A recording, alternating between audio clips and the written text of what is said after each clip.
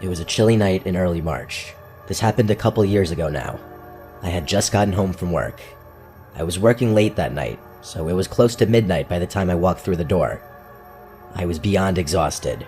I wanted nothing more than to crack open a freezing cold beer and throw my feet up on the couch. So that's exactly what I did. Alcohol always tastes better after a hard day's work. I didn't even turn on the TV immediately. I just sat there on the couch with my eyes closed and my feet elevated, trying to ignore the nagging thoughts about how stressful my life was. I remember getting frustrated while flipping through the channels because nothing was catching my eye. After sifting through for another few minutes, I ultimately gave up and opted to enjoy my beer in silence.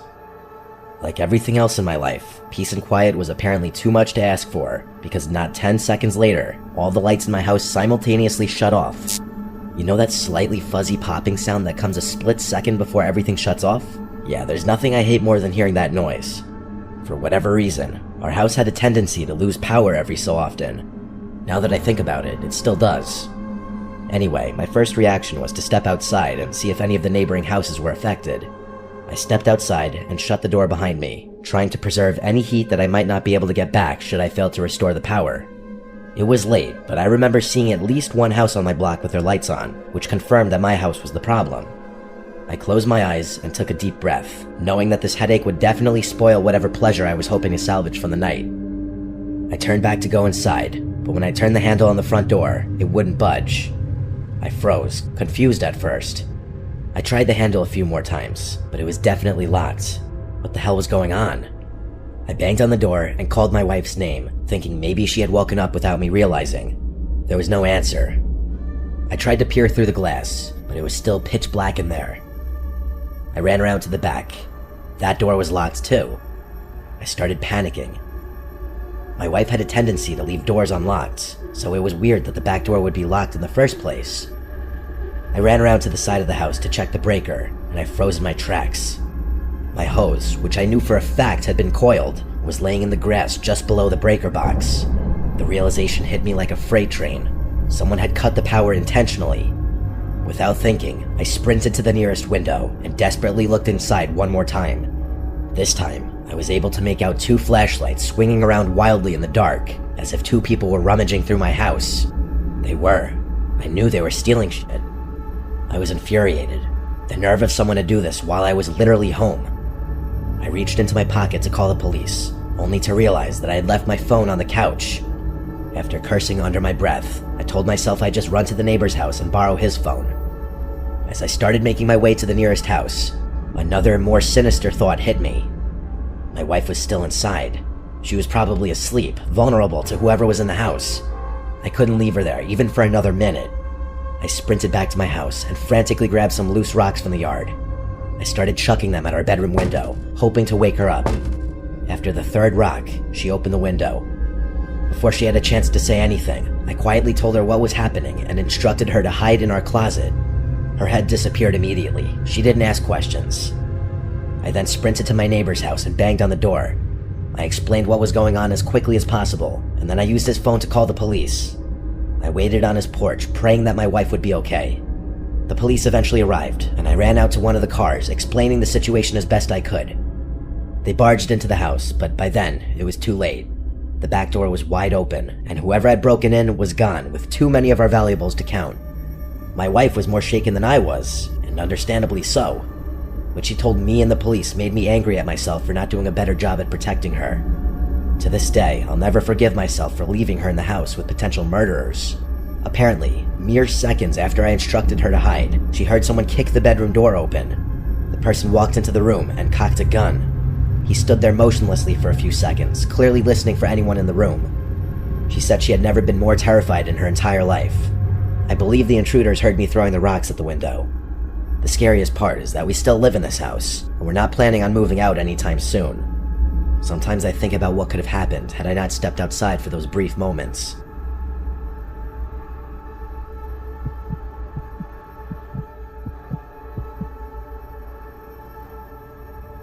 I've always lived in the shadow of my older brother. I'm not bitter about it, but it's just been the truth. He's got a successful business, and I've been trying to replicate that for the better part of 6 years now. I recently moved back in with my parents to try and find some footing. Going back home definitely felt like a step backward. but I didn't have many options. I was staying in the basement to keep out of their way as much as I could. It wasn't too bad down there, it was almost like a mini apartment. The basement had its own little kitchen, bathroom, office, bedroom, and even a TV with my old video games. With all that, I rarely went upstairs. I could pretty much live down there on my own, and it kept me from feeling like a total burden. One night, it was either Friday or Saturday, there was a pretty nasty storm blustering outside. Rain was hammering against the windows, and the wind was strong enough to rattle the whole house. I can't overstate the intensity of it. It was one of the wildest storms I had ever seen at that point. My parents were out of town for the weekend, so I had the place to myself, which was fine by me. I remember it being extra cozy down there that night. I love listening to a raging storm from the comfort of a warm bed, especially when it's late at night. There's something about hunkering down inside during a chaotic storm that really eases my mind. I was about to fall asleep to the soothing pattering of rain when the power suddenly went out. Everything clicked off at once, and I was left in total darkness. I groaned, annoyed at the inconvenience. I figured the storm must have knocked out the power, and for a second I thought about going to check the breaker, but I didn't feel like dealing with it. Not with the storm raging outside. Besides, I was about to go to bed anyway, and I didn't really know where the breaker was to begin with. I figured I'd just wait it out and deal with it in the morning. As I lay there, trying to get comfortable again, I heard something. A loud, unnatural thud against one of the basement windows. It sounded heavy, like something had hit it hard. My first thought was that maybe a branch had come loose in the wind or a tree had fallen, but the sound was sharp and deliberate, not like anything I'd heard before. As lazy as I wanted to be, I couldn't ignore a fallen tree. That was a bit of a step up from a simple power outage. Reluctantly, I got out of bed and grabbed my phone, using the flashlight to make my way over to the window. The basement was pitch black, and the only sounds were the rain pelting the glass and the low rumble of the thunder outside. I remember rubbing fuzzies out of my eyes to try and wake myself up a little bit. I held my phone up to the window, squinting through the glass, and nearly died from my heart stopping right there. There was a man's face pressed up against the window, and he was staring in at me. His eyes were wide, his skin pale and drenched, and for a split second, he made direct eye contact with me. As soon as he saw me looking, he moved away from the window. I stumbled back, almost dropping my phone in shock. What the f*** had I just seen? I felt my heart starting to race. I could barely breathe, but I didn't have much time to process it because a few seconds later, I started hearing another sound, the sound of footsteps. I listened closely. The floorboards above my head were creaking gently. There were people in the house. Between what I had just seen and what I was hearing, I was on the verge of losing it. I was home alone and my house was literally getting broken into. On top of everything, one of them knew I was in the basement. I couldn't think clearly with how severe the situation was. Everything was happening so fast, but I had no choice but to act. I quickly checked my phone, ready to call the police. But then I remembered that power outage had knocked out the Wi-Fi, and with no cell service in the basement, I was trapped down there, totally cut off. I knew I couldn't just sit around and wait for these people to do whatever they'd come to do. I tried to calm myself, thinking through my options. I couldn't let those strangers just roam around my house, but I definitely didn't want to confront them head on. I was literally stuck in a lose-lose situation. I decided I'd try to sneak upstairs, skip out the front door quietly, and then call the police once I was outside. I didn't have another choice. Keeping my footsteps as quiet as possible, I made my way up to the basement stairs. I still remember the pure fear of that moment. You never know how your body is going to react to something traumatic until it happens. When I reached the top, I peered around the stairwell. My heart sank because I saw 3 figures with flashlights moving around my pitch-black house. I watched them for a few seconds, literally petrified. One of their flashlights panned across their body just long enough for me to make out what one of them was carrying. It was a gun. I froze. Every muscle in my body was tense. I didn't move. I just watched as they murmured to each other in low voices. That's when I heard one of them say something that escalated the situation even further, if that was even possible. In a calm, almost casual voice, one of them said, "Alex is in the basement, go find him." I can't describe the terror I was feeling. How the fuck did he know my name? I backed down the stairs as quietly as I could, trying to keep my breathing steady, but inside, I was losing my shit entirely. I knew I didn't have much time. They were coming for me, and I had no idea what was going to happen once they found me. I looked around frantically, considering potential hiding spots. There wasn't time. I needed to get the hell out of there in the next minute or I was going to die. The only possible way out was through one of the basement windows, but they were all sealed from the inside. I had no other choice. I grabbed a nearby stool, climbed up one of the window wells, and smashed the glass with my elbow. Shards of glass flew everywhere, but I didn't care. I scrambled through the broken window, pulling myself out into the rain. I felt the cuts all over my body, but I didn't have time to register the pain with the adrenaline and fear coursing through my veins. The downpour soaked me instantly, and I ran through the mud, trying not to slip. Once I was a safe distance from the house, I finally got a signal and called the police. I remember my hands shaking so hard I could barely hold the phone. By the time the police searched the house, whoever had been in there was long gone. So much stuff had been stolen, I'm not even going to bother listing everything that was taken. The power outage had been intentional, no surprise there. My parents were livid and threatened to kick me out of the house. I basically had to beg them not to, insisting that there was nothing else I could have done. They eventually calmed down, but I'm still pretty shaken by the whole ordeal. I still have no idea who those people were or how they knew my name. I hate thinking about what might have happened had they found me.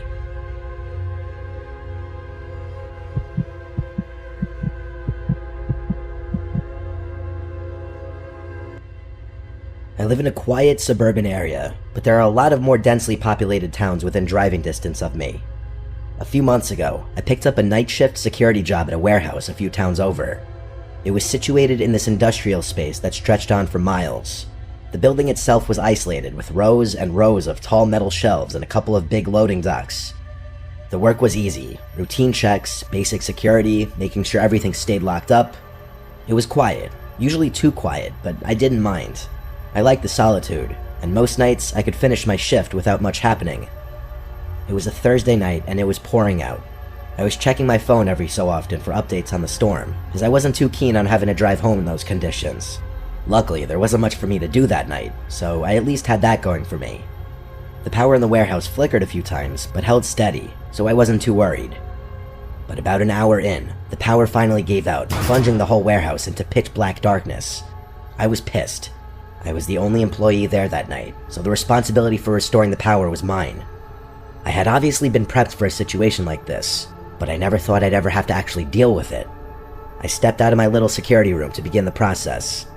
They had instructed me to unplug some of the massive machines before checking the breakers, so that's what I went to do. My flashlight was the only source of light in the whole place. It was honestly creepy as hell. The silence felt thicker in the dark, and every creak of the building seemed louder without the hum of the lights. My footsteps echoed like 100 times louder too, which was definitely an odd feeling. As I was patrolling one of the aisles, I heard a loud, metallic clattering echoing from somewhere deeper in the warehouse. It startled me, but I brushed it off as the storm rattling the roof or the metal shutters. Still, I decided to check it out, aisle by aisle. When I rounded one corner, I froze. A faint beam of light was moving along the shelves up ahead. It looked just like my own flashlight. It clicked off as quickly as I had seen it, but I had definitely seen it. No one should have been there until the morning, though. I felt my heart start to race. Why the hell would someone else be in here? I debated calling out, but ultimately decided against it. When I reached the spot where I'd seen the light, it was gone. The aisle was empty, just rows of crates and shelves stacked high with inventory. I started freaking out, knowing I wasn't going crazy. I knew what I saw. I had a job to do, though. I debated calling the police, but wasn't sure if what I had seen would be enough. I guessed there was a slight chance I could have imagined it. In hindsight, had the company not equipped me with a taser, I probably would have just called the police right there. As I continued my patrol, a strange smell hit me. A musty, metallic odor, like rusted metal or stagnant water. The smell was coming from one of the loading bays, a darker part of the warehouse where crates were stacked up floor to ceiling. I followed the smell with my flashlight, and that's when I noticed something odd. My beam reflected off the polished concrete floor, revealing 2 sets of wet footprints leading into one of the storage aisles. In that moment, I wanted to run in the opposite direction and call the police, but I couldn't just yet. If anyone was poking around, it was on me. That was literally my job. Curiosity got the better of me, and I decided to follow the trail. I kept my flashlight low, not wanting to make it obvious where I was. As I got closer, I started hearing faint whispers, just barely audible, like 2 people having a conversation a few aisles away. I couldn't make out the words, but something about the tone sounded tense, almost urgent. I clicked off my flashlight and held my breath, trying not to make any noise. I gripped my taser and crept closer to the whispering. As I turned the corner, I raised my flashlight to confront whoever was there, but there was honest to God no one in front of me. The whispering had also stopped, which was pure insanity. They had literally been right in front of me. How the hell had they disappeared so quickly? The whole situation had me rattled. I decided that I wasn't getting paid enough for this, so I decided to just make a beeline for the circuit room and get the power on without worrying about my other tasks. I made it there and started fumbling around with the breakers in the dark. As I was doing that, I heard something scrape across the floor nearby. I swung my flashlight around and spotted the edge of a metal tool lying just a few feet away. A crowbar. It hadn't been there before. This was serious now. Whoever was in there with me had potentially malicious intentions. I yelled out that I was armed, which was kind of a half-bluff considering the taser. I needed to get out of there as fast as possible. My nerves were shot at that point, but I knew my life was more valuable than whatever consequences I'd face for leaving. As I was heading for the door, a loud, metallic crash echoed from the far end of the building, followed by the unmistakable sound of rushing footsteps. I felt a surge of adrenaline and started running toward the noise. I turned the corner, and there they were. Standing in the middle of the aisle were two figures dressed all in black. One of them was holding a crowbar identical to the one I had just walked past. They looked at me for a split second, and then, without warning, started sprinting directly towards me. I didn't think, I just turned and ran. All the confidence I had just mustered up was gone. I could hear their footsteps pounding behind me, but I didn't dare look back. I weaved through the aisles, praying that I'd be able to navigate this place better than they could. After what felt like an eternity, the footsteps faded. I paused, catching my breath, and realized they weren't chasing me anymore. Eventually, I made my way toward the exit door and stepped outside. I immediately called the police and begged them to come as quickly as possible. They actually arrived pretty quickly, which I was thankful for. Of course, those two strangers were long gone by then, but the officers were really helpful, and even helped me get my power back up. My boss was not as sympathetic, though. He gave me shit for running, and I almost lost my job over the whole incident. I still can't get over how strange the whole encounter was. Like, it was clear that those people were messing with me, but they still chased me with a weapon. The worst part is I still work nights in that warehouse, although my boss did start putting at least 2 people on the shift every night. I still don't know what to make of the whole thing. I'm just glad those guys didn't catch up to me.